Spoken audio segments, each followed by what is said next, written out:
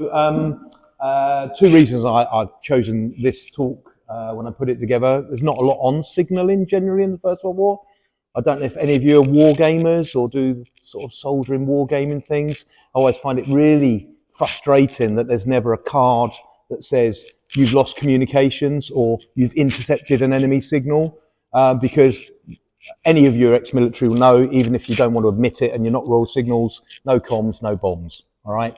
So it's a big part of the war that's overlooked.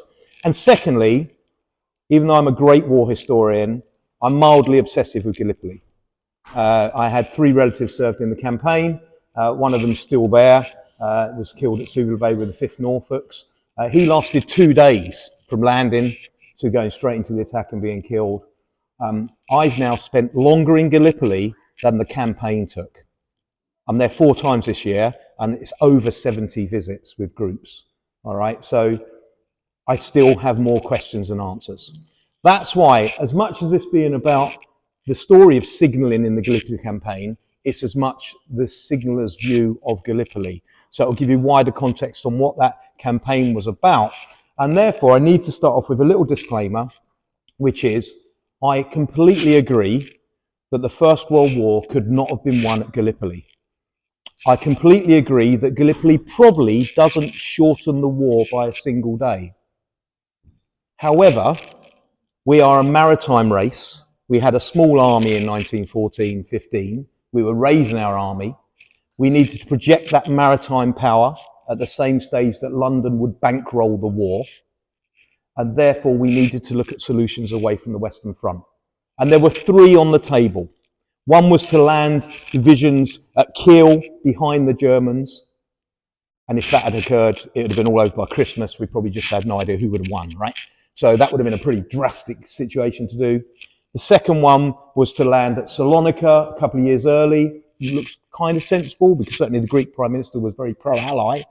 But let's not forget the Greek king was married to the Kaiser's sister. So there was a lot of politics there. This was the least stupid of 3 stupid options on the table, one of which we had to take in 1915. And therefore, despite all what goes wrong, and it fails at operational level, not strategic or tactical, I'd probably do it again. So there we are. Let's see where we are at the end of the talk. But it goes around and around and around in my head. So what we should see first off is exactly where is Gallipoli, for those that don't know. If we look, there's the Mediterranean. The reason we're there in the first place, remember this, the narrowest part there, there's Gallipoli, the Dardanelles Straits, where Xerxes crosses it in the Bridge of Boats, Alexander the Great crosses it, Troy. You know, we're not the first people to come up with the idea of this being important because it literally links Asia and Europe. But the key to it is this. And perhaps 10 years ago, people would just shrug their shoulders and say, oh, that's from history. Now, in a world where we understand the importance of Sebastopol, we understand the Black Sea ports like Odessa, we understand that Russia, this is their only access out of ice-free access out into open waters. And the Royal Navy already controls it because of this, Gibraltar. Because if you draw crosshairs through the Mediterranean, they go straight to, they go straight to Malta, which is right in the middle, the most strategic island for logistic hubs and resupply.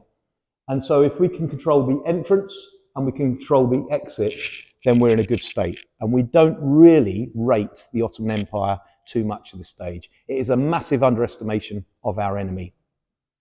And the third complication is it's going to be a naval-led operation. And most of you know that really if you're going to land troops, you land them first. So you've got a bit of secrecy. What you certainly don't do is the Navy career around for a little while and then you decide to land them 6 weeks later. Yeah. And that's exactly what we kind of do. So very quick timeline before we get onto the story. It starts in November 1914. We've chased the Goeben and the Breslau, which are 2 ships the German government have gifted to the Turkish people because the 2 Turkish ships that were being built in British shipyards we've decided to keep. So the Germans say, have ours. By the way, every person on board is a military advisor, so they'll be able to help you should those nasty Brits want to invade. And it actually tips the balance of naval power in the Black Sea in favour of the Ottomans. So we decide we're not going to let them out again. So what we do is we blockade the entrance to Dardanelles And then we start, what do we do if we bombard some of these forts on either side? And then we say, at last, what we're going to do is break through these minefields, get into Constantinople. They'll see that the Union flag flies over their city and they'll capitulate. And of course, the 18th of March, 1918 is pretty much a naval disaster. It's a naval defeat. These are the lines like this.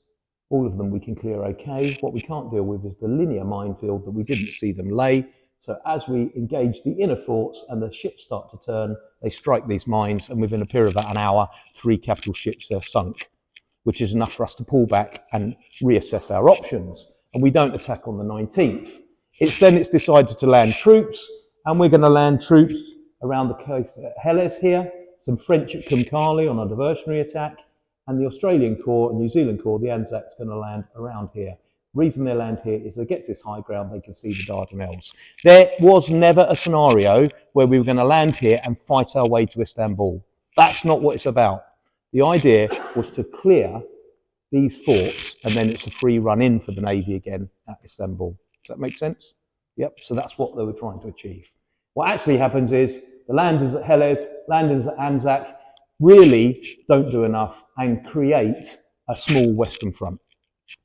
And such a small Western Front, actually, this is an attritional campaign within weeks, momentum's lost, and there's not enough battle space to create the momentum to break up there or to break down here. There are 4 or 5 battles in and around the town of Krithia. At this stage, the Australian New Zealanders and some Brits are clinging to a little part of Anzac around here. Then eventually in the August, we're going to land lots of troops at Suvla Bay. The reason we didn't land in the first place is it's too far to the objective. We try and land them. These try and break out. They try and break out. Too many working parts. That fails. We then go into a period of decline. No more resources. People start to say, is this right? The weather deteriorates. And eventually, by the time we get to December, the evacuation, people come off there in December, come off here in January. And that's the end of the Gallipoli campaign. It was a war within a war. We often hear people talk about the 60,000 Australians at Gallipoli. There was only 420,000 British soldiers at Gallipoli. Yeah, that's a huge amount of people by the end of it. 500,000 personnel in the Gallipoli campaign. Right, let's move on then. What are the inherent problems for signalling in the Gallipoli Peninsula? This is a bit of a relief map. It's obviously not to scale. The first one is the terrain.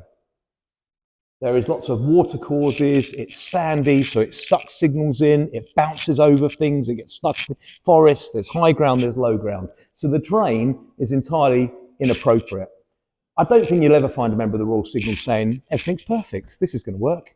Because we like to have something to whinge about, you've got to retain the right to whinge, but this is terrain, whose idea was this? The next one is the operational complexity of it. Because not only is this the Royal Navy integrating with the Army, which isn't as simple as you'd like to think, yeah, even today. And then the Royal Naval Air Service up top. On top of which, it's a coalition war, where you're going to have Indian, Australian, New Zealand, Russian, French, British troops.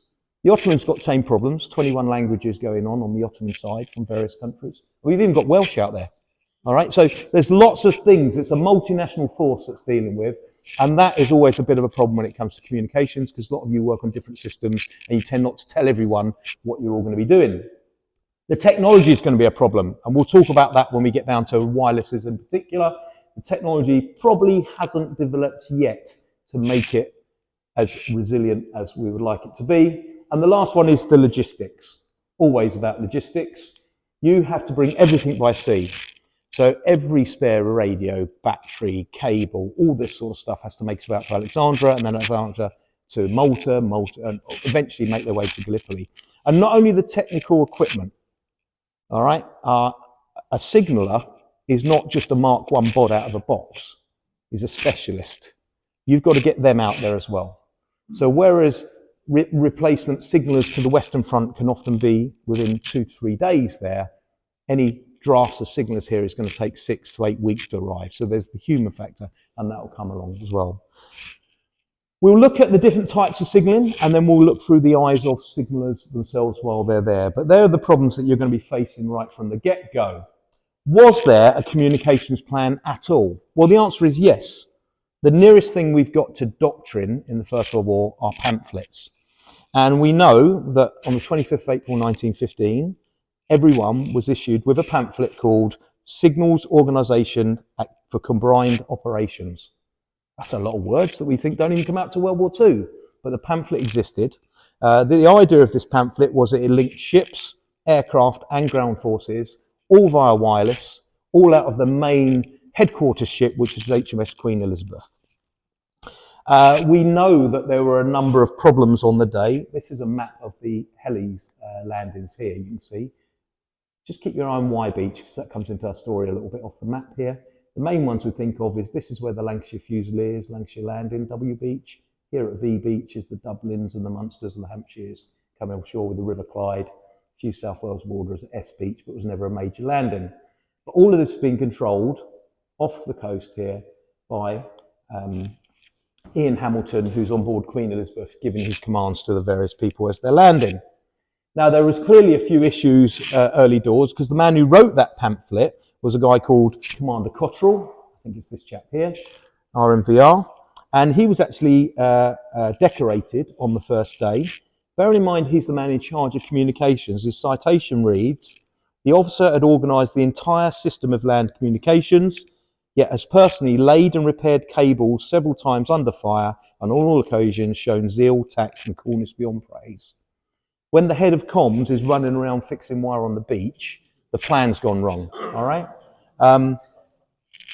No doubt a brave man. A conspicuous gallantry medal goes to his chief yeoman, Albert Bishop, who's also there on the day, who showed great devotion to duty and action during the Dardanelles operations. After his left leg had been shattered above the ankle, he raised himself into a sitting position and continued performing his duties and passing reports to his commanding officer. Again, very brave, but something has gone wrong. Why has it gone wrong? Well, I think we'll go back to Ian Hamilton. I think this is actually not the Queen Elizabeth. I think this is the Cornwallis, if any of you are naval aficionados there. But that's roughly what the Queen Elizabeth would have looked like. And Ian Hamilton describes what the morning was like for him. Now, he's in charge of the whole thing, ground operations, right? And he says, "My station is up in the Conning Tower with Admiral de Rubeck. The Conning Tower is a circular metal chamber, like a big cooking pot. And here we are, all eyes like potatoes in the cooking pot. We're trying to peek through a slit where the lid is raised a few inches ad hoc, as blasted politicians like to say. My staff are not with me in this holy of holies, but are stowed away in steel towers or jammed into 6-inch batteries." And that includes his signallers. And the first thing we know is within about 20 minutes of this quite heavy battleship firing its broadsides, it had damaged all of the sensitive signals equipment that was no longer working. It's probably the worst place you could have put them, if I'm honest. Now, there is also a problem going on. If we go back to this map and look at Y Beach up there, these guys land, get ashore, and pretty much walk into Krithia. Just 2 battalions. 2 commanders walk into the village of Krithia, which is the first day objective, see there's no one about, come back and say, "We've got behind the Turkish positions here." King's Own Scottish Borderer and a Royal Marines colonel, a guy called Coe and the King's Own Scottish Borderers. They get back and they get their signallers who managed to get through to the Queen Elizabeth. And Roger Keyes, who's the Navy guy, picks up the message. And he says, this is Ian Hamilton says, "Roger Keyes started to mention to me that perhaps we should divert troops down to Y Beach, where they will land unopposed, and they'll be able to help the advance guard at Y Beach more effectively than by anywhere else, and we could cut the Turkish line from retreat back to Saddlebayer." General Braithwaite was rather dubious, and from an orthodox general staff point of view, he wondered whether it was a good idea for GHQ to barge into General Hunter Weston's plan, seeing as he was the overall ground commander.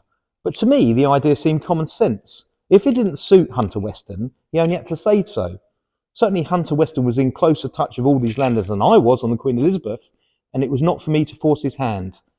But there was no question of it would be a good idea, so I wirelessed Hunter Weston. And it says, "Hamilton to Hunter Weston, would you like me to get some men ashore at Y Beach? If so, I've got trawlers available. 3/4 of an hour passed. The state in front of me was no better at V Beach. An attack, if you don't get better, gets worse. The sports were not being landed, and no answer had come through. So I repeated my signal to Hunter Weston, this time making it more personal from me to him and asking him to acknowledge receipt. Hamilton to Western, Hunter Western. Do you want more men landed at Y? We've got ships available. Acknowledge this signal. At 11 a.m. I got the answer.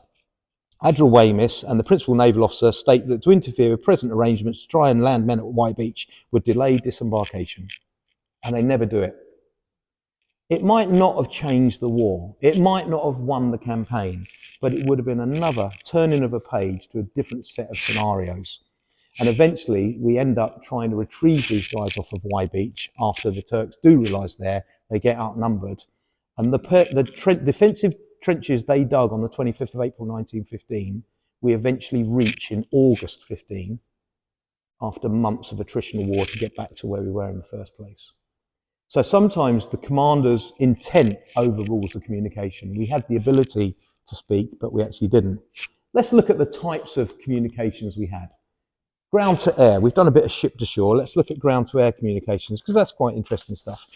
The Royal Naval Air Service played a key role. It's number 3 Royal Naval Air Service Squadron. They flew 26 missions, mostly from the island of Tenedos, in 2 seaplanes at any one time over the landing troops. Their idea was to direct the fire, naval gunfire support, and to report back where the troops were as they were going forward in the operation. That sounds pretty reasonable, right? To do this, every pilot did 16 individual flights that day.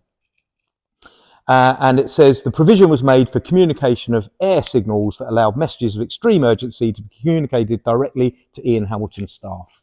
So that was going on the beaches at V and Y on these flying planes. This is more interesting. Balloons are often more reliable than planes at this stage of the war as well. This is a sort of captive balloon, observation balloon. You can see they're going up. We leave it off to sea, and this is able to look out and report back. And it's a lot more effective for comms. This was off the Anzac coast. It's HMS Manica. Now, Manica was a requisitioned merchant vessel that just happened to be in the Pool of London, having done its regular run, bringing animal dung down from the northeast to London. Okay, so you can imagine the guy saying, right, I've got to take the ship over, clean it up. That would have been a good job, wouldn't it? But nevertheless, it was a balloon carrier. Throughout the day, the communications never failed once. They were always able to communicate using this balloon. Was that an area we could have exploited a bit more? You know, balloons are harder to shoot down than aircraft, by the way, in the First World War. This was perfectly described by Peter Hart because you literally, most Royal Flying Corps and Royal Naval Air Service stuff wasn't fighter planes. It was contact patrols or artillery spottings. They're flying at a fixed sort of height and speed. So you just get behind them as a German, fire into them, and eventually they blow up. A balloon stays where it is. So you get 2 or 3 bullets off before you turn around, have to come back again. It's a lot harder to shoot down than an aircraft flying the same speed and height as you. Plus, these have often got people down bottom.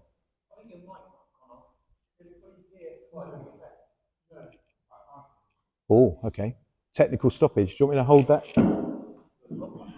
There we are. Right, okay. I can shout. Balloons are a lot harder to shoot down than aircraft and a lot more reliable when it comes to signalling. There was a real problem for aircraft on the day, and that was down back at Cape Helles, where these guys were flying their patrols. This is a guy called Commander Sampson, Royal Naval Air Service, very successful pilot. Hugh Dolan writes about the air war. There'd been no training for integrated communications between aircraft and the artillery. It rendered air observation ineffectual.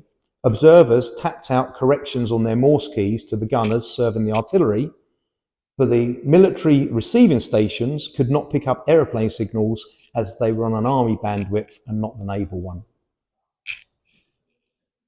Only Royal Naval warships were able to respond to the corrections. So the planes could speak to the naval ships, but not to the troops they were meant to be speaking to. The workaround to this is quite fascinating, and you can visit the spot today. This is called Hunter Western Hill at Helles, this little rocky outcrop. By the way, this is a commander's chateau in Gallipoli. If any of you think that they're drinking Chateau Lafitte in 17-bedroom chateaus, not at Gallipoli, they're not, they're in hedgerows. And this is the only bit of flat ground here. And I'm passionate about it for two reasons. Firstly, it's the only airstrip that exists in Gallipoli. Secondly, it's the only football pitch that exists in Gallipoli where the Dardanelles Cup was played out, where every game was played in front of the view of the Turks and regularly interrupted by shell fire.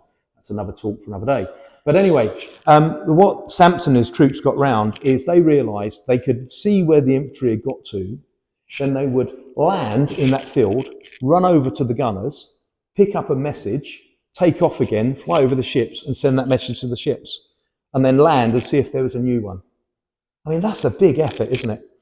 This worked right up until early afternoon when the Turks realised what was going on and started shelling the airfield. And that was sort of the end of that escapade, I'm afraid. The next one we think about is wire. Now, wire communications, is any raw signals in here? No? Yeah, a couple of them. Radio telegraphists, bright ones. Well, we've all got a little chip in our tooth, signallers, from stripping Dong 10 cable like that, you know. So I'm quite proud of my little chip. Wire is not intelligent. Wire does not think, I'll go around this way so I don't get shelled. Invariably, it breaks under fire and it breaks pretty quickly. And then, of course, both sides are using similar wire. This is why in the famous Blackadder sketch, when he plugs into the phone, picks his phone up and expects to be speaking to brigade, and instead it's Colonel von Trumper asking for a table by the window in Berlin, right? Because you might be connecting to the enemy's wire. So there's all sorts of problems. It's not really resilient. That said, its simplicity means it's quite adaptable. And I can remember one instance actually in Cyprus working HF and using sort of no antenna was working, and literally attaching some wire to a farmer's fence, which I then used as a dipole, got through. And later in the night, the green jackets I was with said, we've got some strange signals on our net. And when I listened, it was sheep farmers in New South Wales. It's incredible, isn't it? So you just that's what wire does. You can make an antenna out of anything really with it. So that was quite incredible. But this is obviously telephone wire we're talking around here. The best example, best account of a signal in Gallipoli is this guy, Alec Riley. Here he is. His book came out only 2 years ago. He was operating in around this area near Crafia, Fir Tree Wood, 12 Tree Copse. And he describes what life was like. This is May. Early on the morning of Wednesday, May the 12th, our line that we were using was found to be no good at all. Pearson, Dale and Wivington came with me, and from their tempers they seemed to have enjoyed a very bad night. It appeared also that they followed the wrong wire from brigade and ended up getting mixed up with some mud. I went out to look at our wire line. We followed it along the side of a shallow nullah until it ended in open country near Crifia.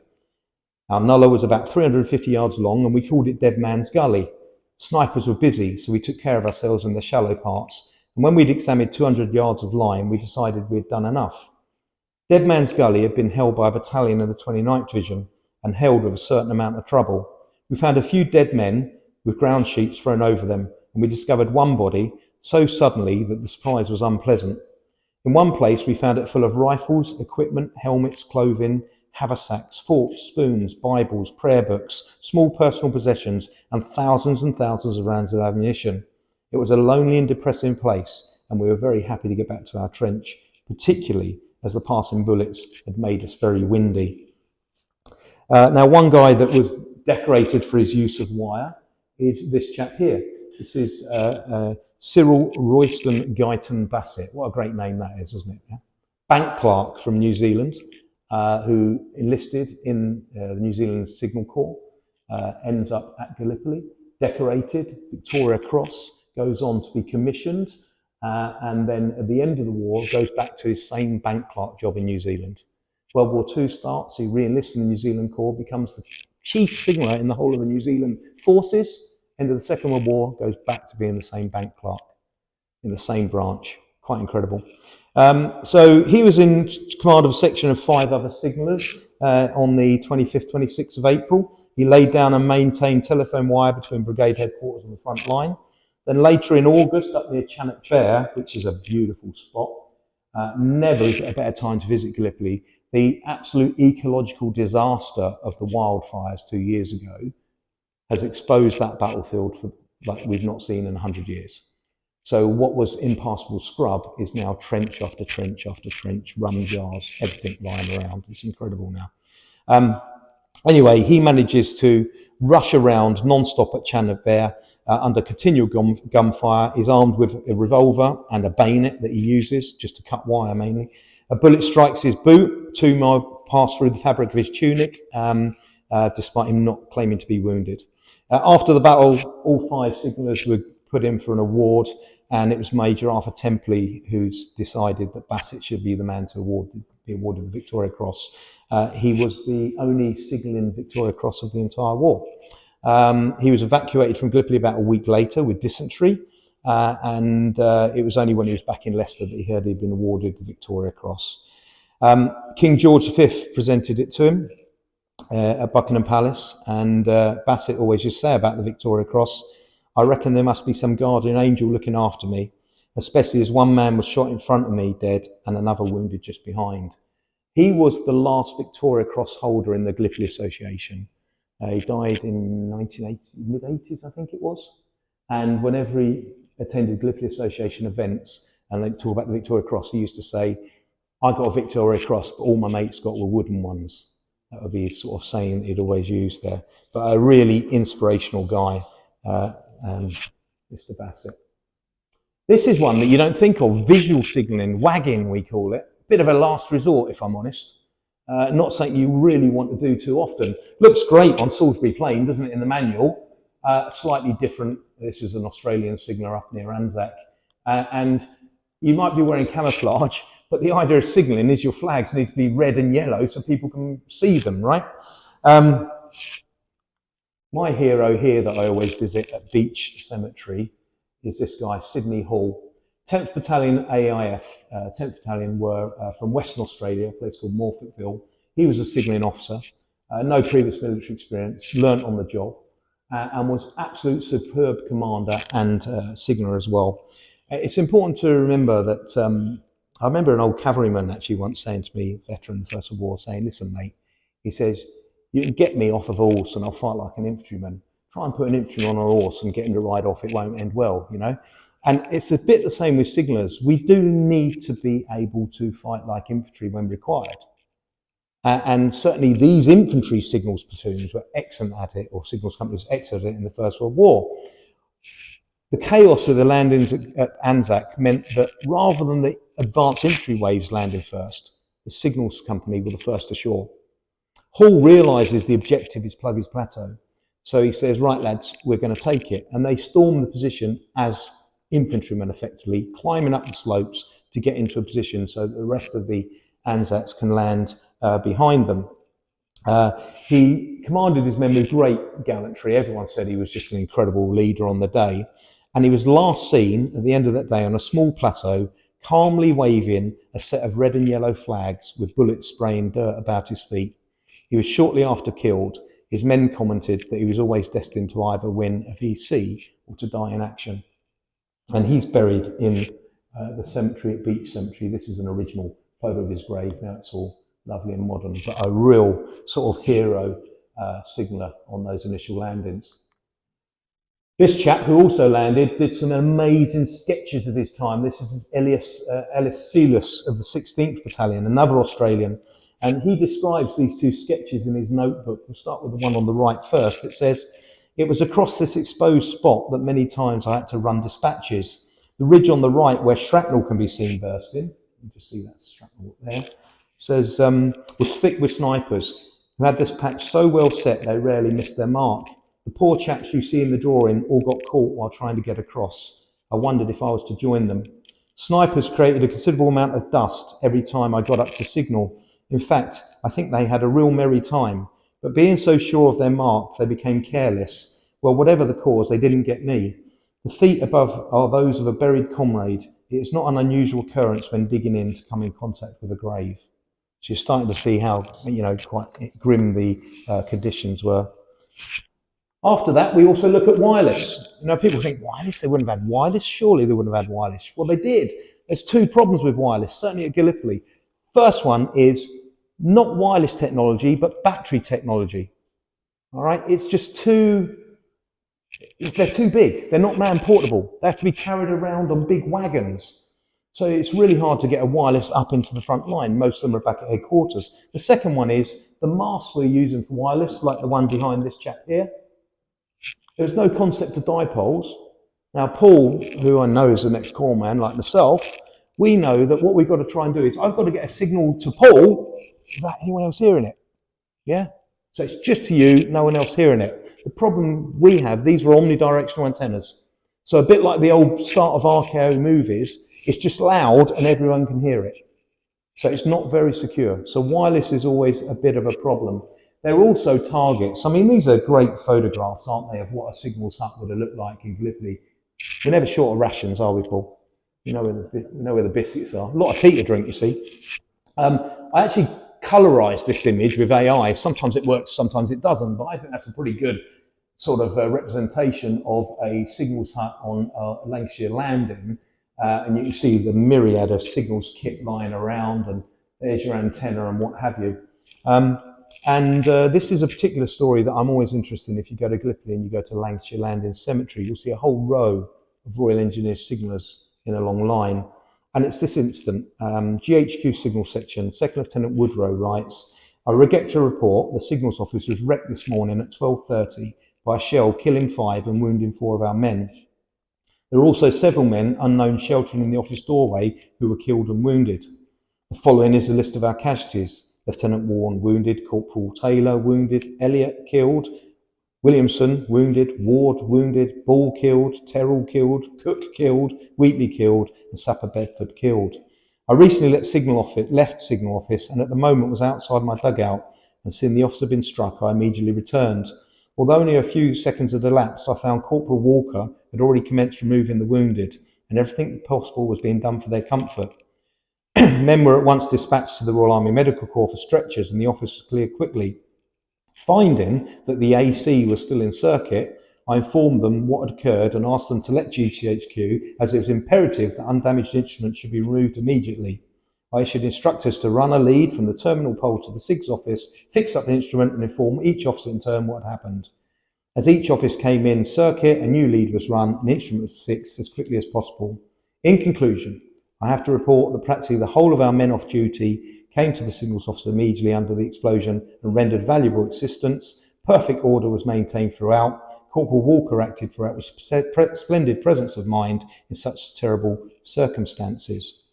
And this actual incident comes up quite a lot in different accounts. This is the cemetery where they're all buried, Lancashire Landing. Isn't it stunning? Absolutely stunning, these cemeteries. That's one of the signals wagons. You can see that's nearly all battery, and there's the set. And this is the grave for all of those signallers. They're now all in a row, but that was the original grave marker. Captain John Gillam, in his Gallipoli diary, mentions, later in the morning, we got a few high explosive shells from Atchee. One pitched clean on the roof of a signals office, which is of timbered erection, sandbagged and proofed against splinter only. Where the clerks work, tap, tap, tap, and buzz, buzz, buzz from all over the peninsula. Messages being sent and received every minute, almost day and night, like a central telegraph office in London. Down came the shrieking thing, a deafening report, splinters of timber, torn sandbags, dust, stones and smoke fly into the air, and then silence. A pause, and men rush, not away, but towards the office. 9 men and 1 signal officer were killed outright, several wounded and were carried up to the cliff. And one of the medical corps officers says, on another occasion, when a shell fell into the signal office at W Beach, killing officers and men, it completely disorganised the working of the signals. Yet in 39 minutes, they were back up, operating again, sending messages all over the peninsula. 39 minutes from the shell striking to being back online, which I think is quite incredible. So from wireless, which is probably the most advanced, we should go to perhaps the least advanced. Dispatch riders operating in Gallipoli. That magnificent photograph was taken during the campaign of the Pony Express, which was a genuine thing that linked Suvla Bay to Anzac. Harry Cheval, the general, actually explains what occurs. He says, following the landing at Suvla, we found it necessary to organise a dispatch ride service between Suvla and Anzac headquarters. The distance was 6 miles, and almost the whole of the route was exposed to rifle fire from Turkish trenches on the ridge. The mail used to leave Suvla in the morning and return from Anzac in the afternoon.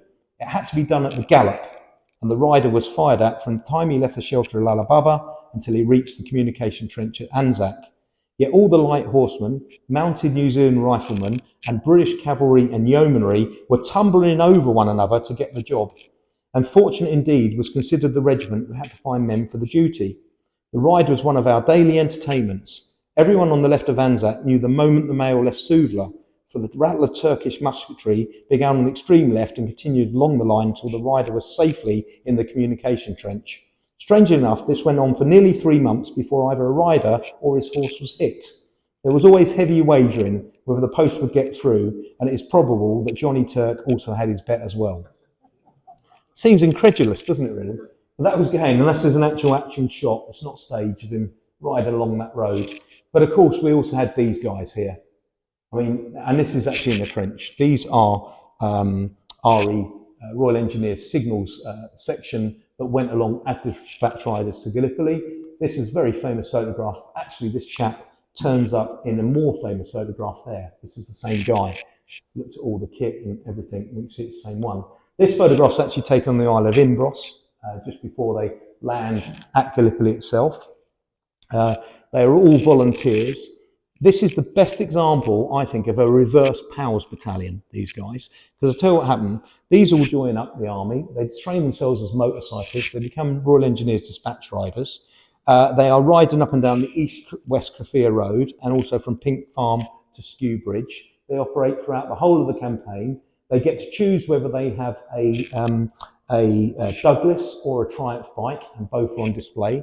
They can set up their lights and their kit however they want, as long as they get the messages through. After the war, they all sort of disband and go back to Civilian Street, and then their officer says, I've got an idea. And he approaches the newly formed AA and said, I can provide roadside patrolmen, and I've got just the men. And these guys all get back together and become the first AA patrolman. So whereas a POWs unit is, you know, people who join from a factory and go to war, these join in the war and then go off to work together afterwards. I think it's quite fascinating, really, isn't it? Perhaps the most famous dispatch rider of the whole of the war is this chap here. This is Charles Kingsford Smith. Charles Kingsford Smith served in Gallipoli as dispatch rider and then transferred to the Royal Flying Corps, was awarded a military cross in 1918, was shot down in 1918 but survived. After the war, he became a stunt pilot, went off on a lot of circuses, barnstorming, this sort of thing. And then he undertook the first Trans-Pacific flight in 1928. And in 1935, he disappeared at sea, trying to attempt a record between Australia and England by air. And the reason you may have heard his name before is Sydney Airport is named after him. So when you fly into Sydney, it's Kingsford Smith Airport, named after this chap. So from humble origins, really. Yeah. Now, the war as signalling memoirs and Gallipoli campaign accordance signalers. There's so many resources. Here's just 3 excellent books that you can find. The depth and the quality of their memoirs is quite incredible. Sam Sutcliffe, who was a first Essex signaller, he talked about what life was like. He said, I had to move around constantly. As a signaller, I had no choice. When our comrades built and occupied new trench works, we had to run out lines and man the instruments to maintain comms between company and battalion. 50 yards or so from one end of that original collection of holes, where I still lodge from time to time, was a clump of trees and bushes. One morning I was amazed to hear a voice coming from behind the bushes. It was calling out, Divine, Divine. The bearer of that name I knew was an officer's servant, and that voice belonged to Lieutenant Chalk, the battalion dandy. Crawling that way, I came across this chap sitting naked in a hip bath and fortunately unaware of my presence. Apparently, not war, nor any other damn nuisance was going to deprive this P.G. Woodhouse character of his morning cold tub. As requested, Divine took him a towel and presumably Johnny Turk had the lieutenant's permission to resume fighting again soon after. So imagine that view, going around, there's an officer having a bath, waiting for you. And there's Sam Sutcliffe there. Bill Ledley, who's a New Zealand signaller as well, fantastic account this, because you see him deteriorate in health and morale as the campaign goes on. And this is where we talk about the attrition rate amongst signallers. And he says about how it was the reality of being a signaller. It wasn't a comfy job. He said, we never got any satisfactory sleep. We experimented with 2 hours on, 2 off, 8 on, 8 off, every arithmetical combination you would think of to cover a 24-hour period, and nothing ever worked. When you took over, after whatever interval, your mate, released from a crampy corner of a hole that he lived and worked in, should have felt free for some hours for a beautiful sleep. But was he? On duty, you have to go to the bog sometime, so your mate had to wake you up and make you wait up so you could take over you to go to the loo. During the day, you would need nourishment, so your mate had to procure it and often cook it for you. Actually, we catnapped day and night and just made the best of this terrible existence. The resulting fatigue, along with poor diet, was reducing us to shadows of ourselves. They sent our rations up to us every 2 or 3 days. As before, our staples remained plain: hard biscuits, apricot jam, tea boiled in methylated spirit heaters, corned beef, the only meat supplied, although occasionally a few rashers of bacon would come your way. Look again at that food list I've just mentioned and imagine yourself trying to live under such conditions and maintain your intelligence or even your sanity. Add to this the occasional shell burst or a sniper's bullet if he spotted you moving, the bucket in a short trench into which all men of the hill shed their waste products amid an odour of chlorine, of lime and human whatever. Yeah. So not a great environment. By the time we get on towards August, this man, who looks so magnificent there, is really struggling. Nearly everyone on the peninsula is suffering from dysentery. They call it the Gallipoli trots at this stage. He said, initially on the landing, he says, I had to take all the signalling gear ashore, including 8 heliographs. This was a signalling device for Morse code using the sun rays. Had 8 Begbie lamps, 2 bicycles and numerous flags, stationary telescopes and field glasses, all on myself. When I was a dozen yards from the beach, the barge grounded. I was ordered to jump in the water and wade ashore. There was heavy shrapnel fire landing. I was the last to leave the barge, as I was responsible for carrying all the signalling gear. This meant that I had to do 2 or 3 trips to do it. I jumped into the water and it was up to my neck. I had my rifle above my head and waded towards shore. Halfway there, I stumbled into a hole in the sea bottom and went underneath the water.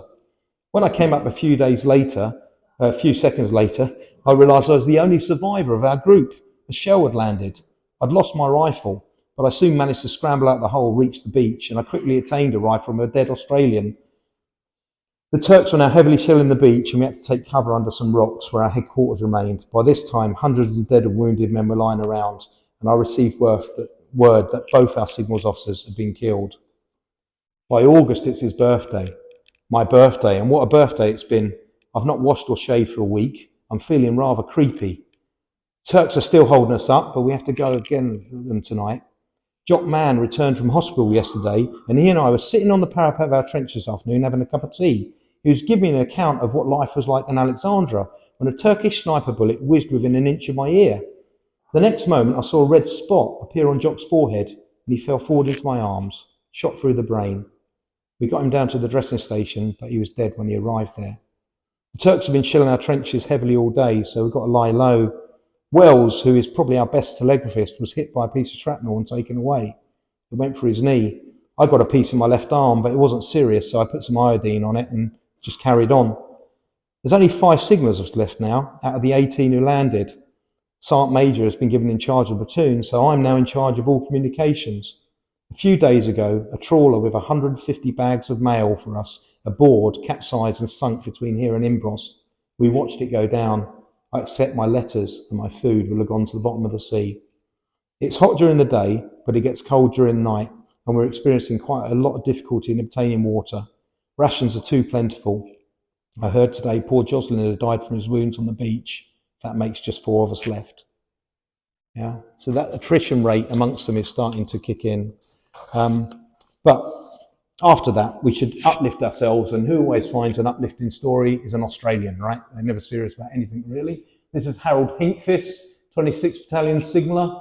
He serves throughout the Gallipoli campaign. He moans about the equipment he's given. He says the first job at Taylor's Hollow was to set up a switchboard. It was an antique, probably used in the Sudan War. It had a crossbar made of brass. The first edition of Paul's telephony shows it as the first apparatus made after Graham Bell invented the telephone in 1873. Our field telephone had 3 parts. A leather strap held the earpiece, a transmitter which had to be held in the hand, and a box containing the rest. It was a torch to have the earpiece strapped onto your head, as the earth induction from other stations was a constant buzz. In particular, some call sign, ESST from Suvla Bay, which interfered continually in my signalling all day. But this is the story I like. It's later on, he says, there's a signalling post on the extreme left of our trench, and it was occupied every night to receive messages from the Navy in code. One night, whilst on this lonely position, Norm Whittard, Harry Muirhead and I were on duty shift from midnight to stand 2. The password was Wollongabba. About 12:30, an officer came along. He was Major Foster, night officer on duty. Nice fellow, quite an elderly fellow, but nice. Whitty had told him the situation was quiet and there'd been no movement or messages. He sat down and he told us it was his birthday and he'd received a parcel from the Navy. It consisted of 2 chickens, 1 cake and a bottle of wine. We wished him a happy birthday and he departed. It was cold and we were hungry. Whitty asked if Harry and I could hold the position for a while, and away he went. We thought he was going to the latrine, but lo and behold, in about half an hour he came back with a chicken under his tunic. We clawed it to pieces. I had a leg and a thigh, same for Harry. I must confess it was delicious. And after we'd sucked the bones dry, we threw him over the precipice. Half an hour later, just before stand 2, the Major arrived. Whitty had told him all was well, and we sat down on the fire step. Harry asked him if he'd had the party. Yes, he said. It was rather nice, but somehow or other one of the chickens had disappeared. Whitty said, I suppose you'd charge the man if you found out who took the chicken, sir? No, I wouldn't. He said, I'd bloody promote him. I had 5 people guarding that chicken. Where there's a will, there's a way, isn't it? Yeah. And then we'll just get to our last signaller here. This is a lovely photograph again. This is of Chocolate Hill, just in front of the Salt Lake. Percy Crooney of the 1st Essex Regiment. If you've ever been in the military and you've turned up and you've been volunteered for something and no one's expecting you when you arrive, you'll identify entirely with what's about to happen. Chocolate Hill. A man from the bay to the left comes round the traverse. Y Company Signals Corporal's just been hit by a sniper. Is he bad? Not all that bad. Just managed to get down on the beach by his own 2 feet. Should be okay. Good. And obeying the unwritten law of the trenches, I walk round to the traverse to tell everyone else that the signaller had been killed. Then I hear my sergeant say, Crooney? Yes, Sergeant. Company headquarters said you passed the signals test when you were back in England. Funny how a man's record follows him everywhere. Yes, Sergeant. Says, report to Lance Corporal Holiday, in charge of company signals. You'll find him up Essex Nuller. Take your kit, but remain on company strength for rations and don't be late. Okay, Sergeant, and off I went. The trench dies away at the rocky foot of Chocolate Hill, and after 50 yards to the left of my old post, Essex Nuller is a gully running alongside. Besides manning 100 yards or so of the trench, Y Company also holds the forward edge of Essex Nuller. The hillside is just bare rock, and sangars are being built for extra cover, but the work proceeds very slowly, not altogether because sandbags must be filled in the valley below and carried up, and mainly because there are so few of us to do it. It must have taken 3-4 weeks now since the Nuller was taken. Nowhere did the sangars rise to more than 2 feet above the surface. Anyway, I went to the bottom of the Nuller, and the general lie of the land seemed perfect for a signaller. So I went up to see where they knew, if anyone knew where the signaller was. No, it's not round here. Eventually I spotted a bivouac near to the top of the rear side of the Nuller. It seems a funny place to put it. Johnny Turk can see it from down below. But there's nothing else there, so it must be signals. I climb up towards it and I come to a big stand outside. A little sip. It's mostly work, isn't it? I come outside. A great slab of rock forms an almost level floor for the bivvy, and there are a couple of walls and ground sheets giving you the only protection we had. The sun shines through brightly, and some moments pass before I drop on my hands and knees, and my ears pierce the gloom beneath this ground sheets, and I see a man sitting at the far end. Corporal Halliday, that's me. Signaller Crooney reporting for duty. Come in. What can you do? I hope I can do everything, Lance Corporal. Can you mend brakes in the line? If I find them. All right, take over. And unbuckling the earpiece from his head, he passes it onto my hands, strapping around my own. I said, where are the others? What others? Well, company signals. He says, that's you and me. How'd you manage then? We do 2 on, 2 off, day and night, week after week, until both of us die. Welcome to the signals. That's this memory of being there. The last character I'm going to mention before I do sum up on, and I'll ad lib a bit about Gallipoli, is this fella here. I don't know if any of you recognise that chap, no? Second Lieutenant Henry Moseley. He was a signals officer at Gallipoli. He was killed. He's buried, he's no known grave. He's on the Helles Memorial. I always make a point of going to see his name. He's actually, the name above him is another signals officer who was Siegfried Sassoon's brother. So Moseley was a quite brilliant scientist. In 1915, he was awarded Nobel Peace Prize in physics and chemistry. His work involved X-ray spectroscopy, demonstrating the physical basis for atomic periods, and he made sense of the periodic table. A lot of the stuff he does is still in use now. He enlisted in the Signals Kitchener's Army as soon as the war declared. He landed at Anzac Cove and was killed on the 5th of August, sending a telephone report during a Turkish attack. Isaac Asimov, who was a great scientist, wrote, "In view of what Moseley might still have accomplished, his death might well have been the most costly single death of the war to mankind generally." And he dies as a signals officer, in Gallipoli. Quite incredible, isn't it? So, I'm going to conclude, and then I'm going to show you the best bit of signalling gear ever invented at Gallipoli. A lot of people say Gallipoli was a sideshow, it's a waste of time. What did it achieve? The men of Gallipoli don't go home when Gallipoli goes home. And some of these stats you might astound you. The main thing we get from Gallipoli is initiative through necessity and adversity. When the naval gunfire support withdraws and there's not enough artillery, it's in Gallipoli for the first time we banked together all of the machine guns from each battalion to create an offensive barrage, which is the origins of the Machine Gun Corps. It's at Krafia where the Royal Naval Division, for the first time, actually realised they're not going to be able to break through the lines, but they'll be able to break in, and they might be able to hold them. And you start seeing the terminology bite and hold. 2 years before it's done at Messines Ridge. Time and time again, we see these innovations that come out through necessity because there's nothing else we can do. If we fast forward to 1918 and the brilliant BF victory on the Western Front, then of the most heavily engaged divisions on that last 100 days, 29th Division, 42nd East Lancs Division, 63rd Royal Navy Division, 52nd New Zealand Lowland Division, New Zealanders and Australians were all at the fore, and all had been at Gallipoli. 3 of the 5 army commanders in 1918, when the war is won, had been at Gallipoli. 5 of the 8 commanders of the corps that were engaged in the enemy on the Western Front in the last 100 days had been at Gallipoli. And 9 of the 12 divisional commanders fighting the advanced victory had been at Gallipoli. And I think it's worth remembering that. The men of Gallipoli might not have won the war in the Dardanelles, but eventual victory would have been a lot harder without their experiences and their contributions in the last 100 days. So it's unfair to say that Gallipoli was just a complete waste, a failure, and it didn't shorten the war by a day, but it produced the sort of men that we needed to deliver victory in 1918. So I'm just going to show you this very simple piece of signalling kit to finish off with. Because it works, and the best signals kit is stuff that works. There's only one other of these I've seen in the Imperial War Museum. This was given to me by a veteran, and when he gave it to me, he said, "Oh, you're a signaller, you'll like this, you can have it." He said, "We first got these in Gallipoli, and they were bloody brilliant."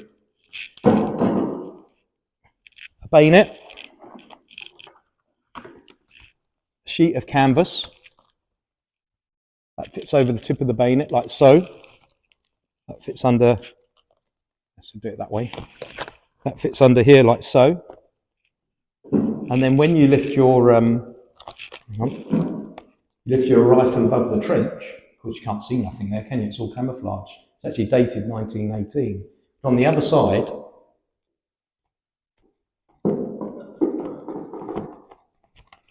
there we are. That was me asking you to get a beer in, Paul, if you worked it out. But what a simple piece of signalling kit. And we've tried this with another signals guy in the Guild Battlefield Guides, Frank Toogood. And from the edge of Burl on Wood in Cambrai back to where the signal station was about half a mile, he was able to identify, read my Morse message. So something as simple as that sometimes makes a difference. So not all signal stuff is complicated. Anyway, hopefully you heard enough of that. I'll hand over now, and however you want to do it.